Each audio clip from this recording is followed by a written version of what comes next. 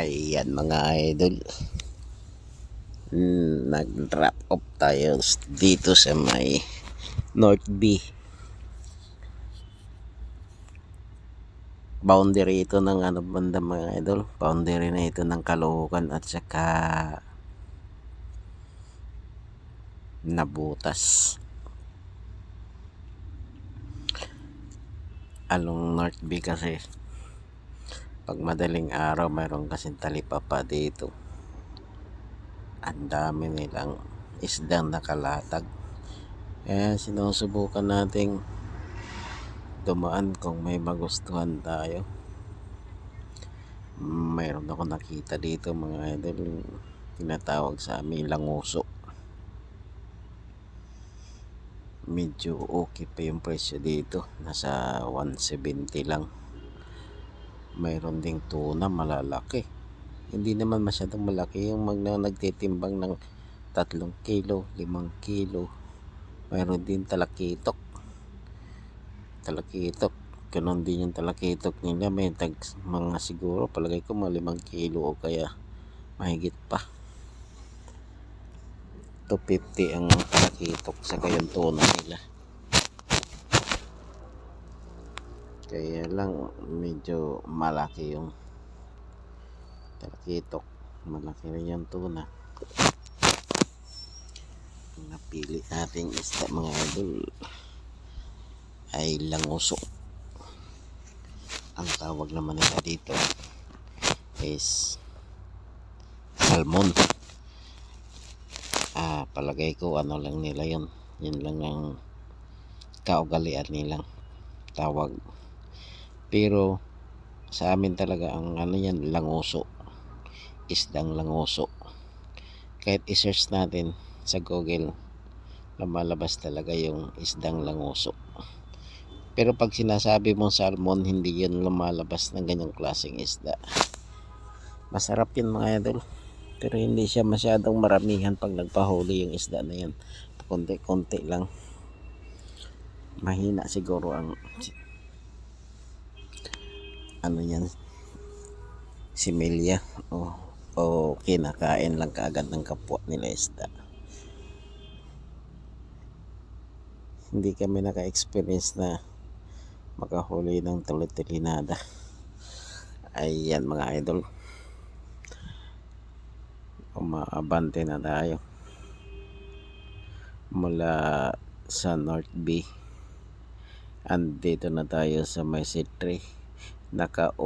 Naka-online pa rin nating apps, pero napansin ko walang pumapasok na booking mga idol. Nag-iba na naman ngayon ang sistema ng booking. Pagdating ng alas 2:30 wala nang pumapasok na booking. Palagay ko wala ng customer o wala ng consumer nag-book ng ganong oras sa ngayon. Kaya baka sakali pa rin tayo mga idol naka-online, pero kung wala talaga, uwi na lang tayo ng maaga siguro nito at magluluto tayo ng pang-almusal.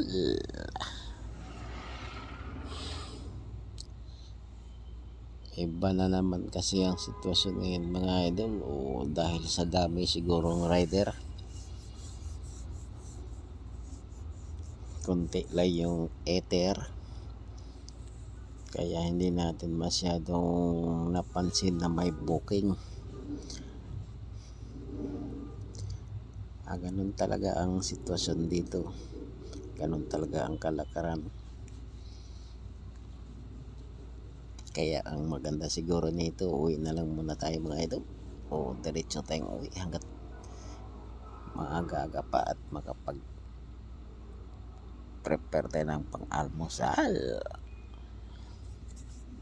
Pero subukan pa rin natin naka-online hanggang makabalik tayo sa may Sampaloc area. baka sakali binabaybay pa rin natin ang set 3 mga idol.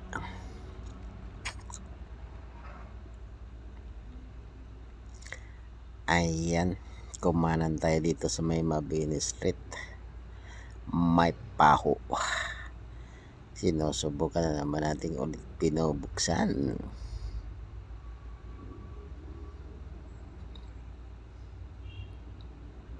Mahina talaga ang booking mga idol. Alas 2:30 na, 5 rides pa lang ang ating nakukuha o mag-aalas 3 na mga idol. Subukan nating dumaan dito sa may paho dahil marami ding merchant dito.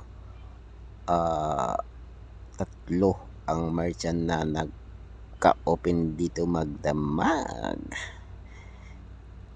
sa may paho area.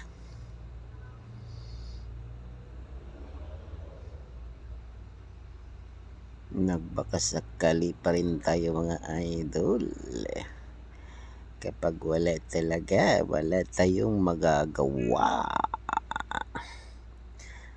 Yun yung tinatawag namin paminsan-minsan kapag nag-usap-usap kami sa GC, walang pala o hindi pinagpala. Yun ang usapan namin minsan pag nag-usap kami ng idol, mga kapwa namin rider. Hindi tayo pinagpala.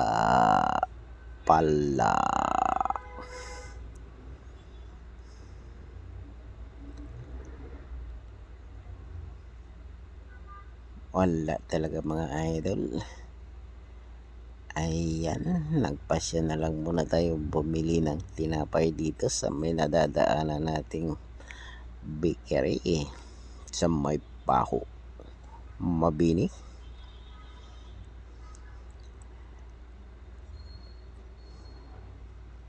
Pameri-merienda para't malilibang sa antok dahil dinadalaw na tayo ni Haring Antok.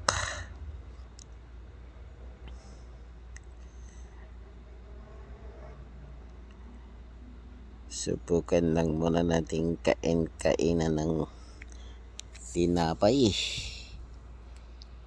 habang naglalakbay.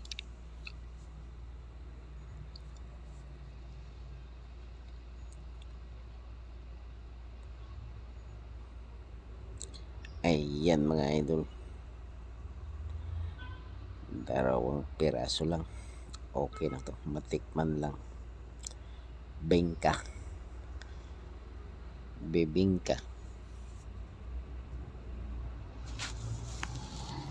mapamparis sa kape mga idol kapag may madanan tayong 7-Eleven mamaya, baka makapagkape tayo.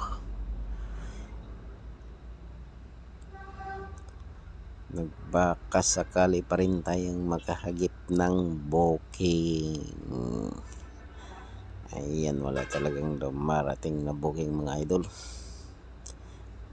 Subukan pa rin natin mag-online hanggat makarating tayo sa Sampaloc area.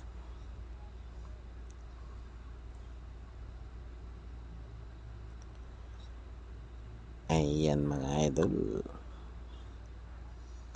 medyo malinis pa ang kalsada sa ganitong oras dahil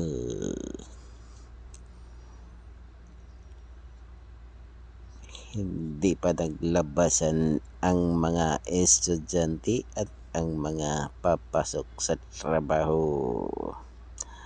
Alas 3 na mga idol.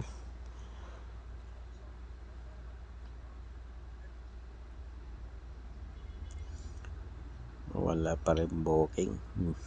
Ayan na naman, babalik na naman ang sistema na minsan darating ang booking o may booking ng bandang mga alas 5 na mula 2:30.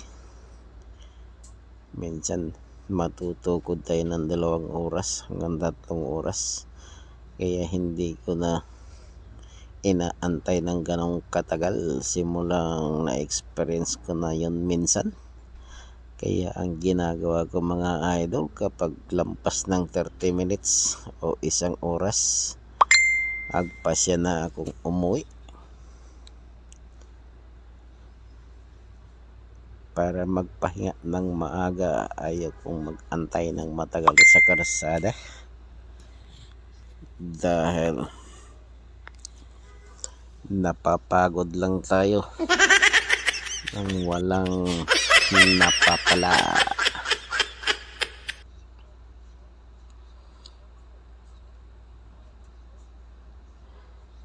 Minsan naman kasi walang tigil ang booking. Ayan mga idol, tuloy-tuloy pa rin tayo sa paglalakbay patungo sa tagumpay. Wala talaga tayong magagawa nito mga idol kung wala talagang booking. Kaya para hindi tayo malulugi masyado mga idol, sabayan na lang natin ang uwi at magpapahinga. Kaya kaliwa na tayo dito sa papuntang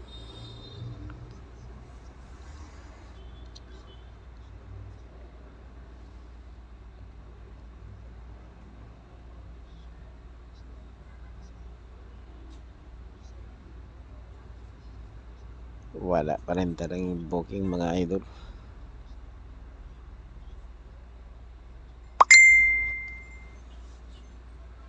Ayan na mga idol, umuwi na lang tayo ng maaga mga idol. Ito na lang ang ginagawa natin mga idol, nagpatay na lang tayo ng upstone mga idol at umuwi ng maaga. Ito na yung nabibili nating isda mga idol, languso. Ayan mga idol, 3 peraso, kulang-kulang 2 kilo. Malalaki kasi ito mga idol.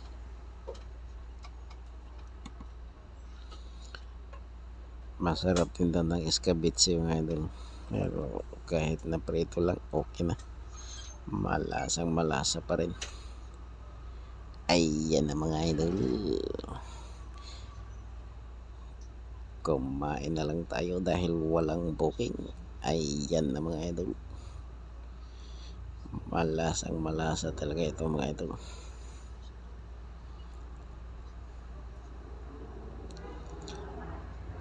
Langoso, isdang langoso, malaman kasi ito mga idol, sa malambot lang yung buto nito.